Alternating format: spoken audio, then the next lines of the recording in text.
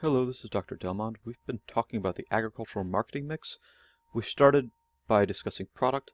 Now we want to move on to price. We could spend an entire lecture talking about price, but we want to keep it kind of simple here. So for our purposes, there are a few terms you need to know. The first is the list price. This is the price that a product is listed for on the market. People really don't want to pay the list price, so oftentimes companies will offer discounts in a variety of ways to entice customers to purchase the product. These can be things like coupons, buy one get one deals, temporary arrangements, and a number of other things. Once all of those discounts are removed from the price of a product, then you have the net price. The net price is what the customer is going to pay for the product. Both the list price and the net price reflect the value of a product, but there's a lot more to it than that. Every supply chain member is going to add some markup to recoup their costs and to stay solvent. So the first entity on a supply chain, say the manufacturer of a product, is going to charge the lowest price because the only thing that they're charging for is materials, cost of production, and so on. The next supply chain member, maybe the wholesaler or processor, is going to take that same number that the manufacturer charged, and they're going to add their costs to the top of it. That's going to be the markup. We could go through each supply chain member. Everyone's going to add a markup to the product, and what the final customer, the end user, is going to pay is the original product price plus the markup from every supply chain member, and then maybe a little bit more to make the whole process profitable to keep everyone in business. Long supply chains are going to pass more markups on to the customer. Shorter supply chains are going to include less. So for example, if you're purchasing an apple directly from a farm, there's not going to be a significant markup because there were no other supply chain members adding value to the product.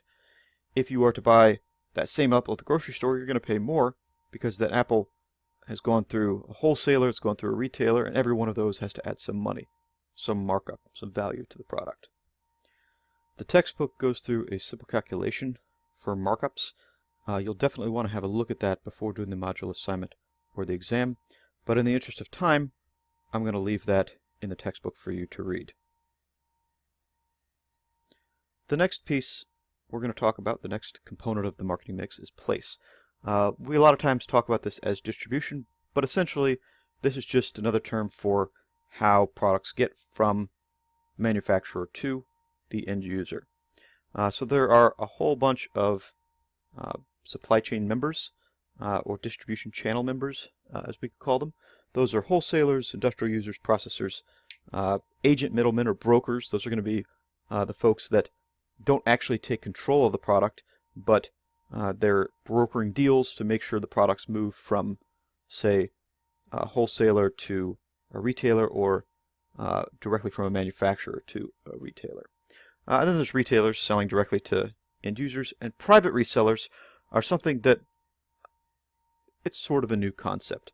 I like the description I heard recently on the radio about a business being created to go to big box stores like Toys R Us and Best Buy, wait till there are product sales, and then buy those products in bulk and resell them on eBay, Amazon, wherever, to earn a profit. These folks are not really adding anything to the supply chain, so they're not value-added members, but they are still turning a profit and putting a markup together. Not a very efficient thing to have in the market, but they're taking advantage of opportunities for profit. Wholesalers, I should say, are those that take a product from, say, the manufacturer, repackage it, and then consolidate or do something to move it along to the next supply chain member. Processors actually process the product, change it in some way, and industrial users are just those who use the product in their businesses. So an industrial user might be a company using paper or airplanes or anything to provide other services to folks. Sometimes businesses will want to reduce their costs by buying up one of the downstream members. or upstream members, depending on the direction we're looking.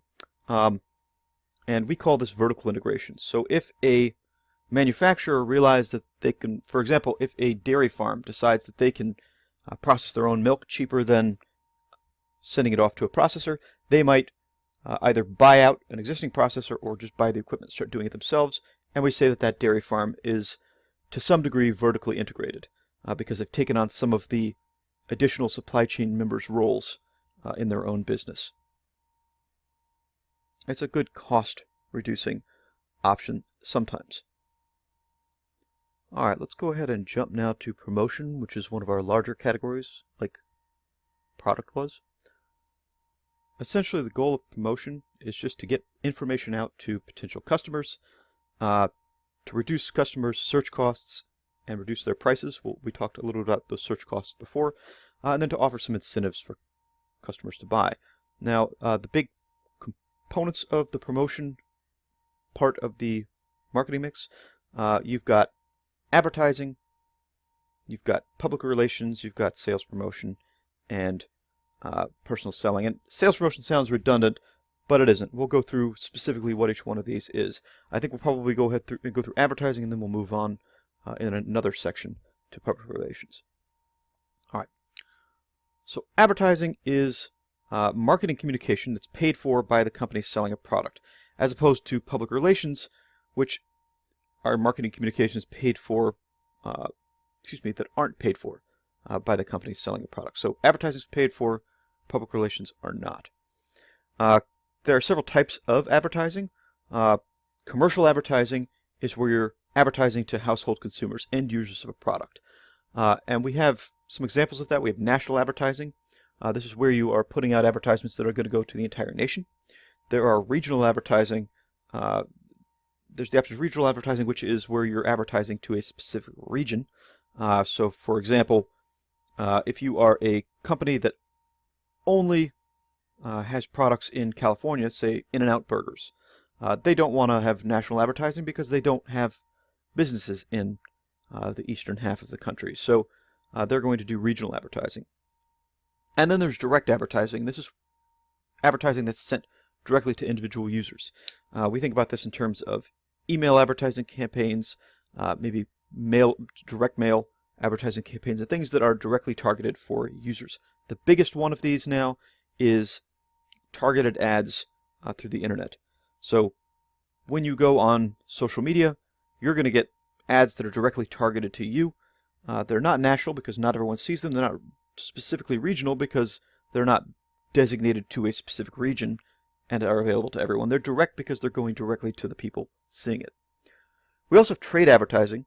This is advertising that goes to channel members. So maybe a manufacturer wants to advertise to retailers and to wholesalers to get their product out there for them to be able to sell to end users.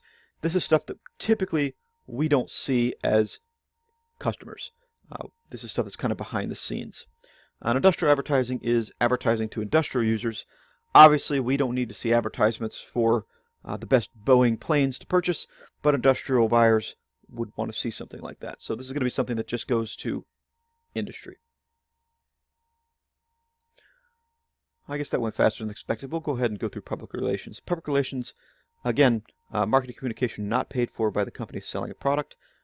There are lots of different ways this is done. Free radio and television spots promoting a product, community activities that are promoting a product, and most importantly now, social media marketing.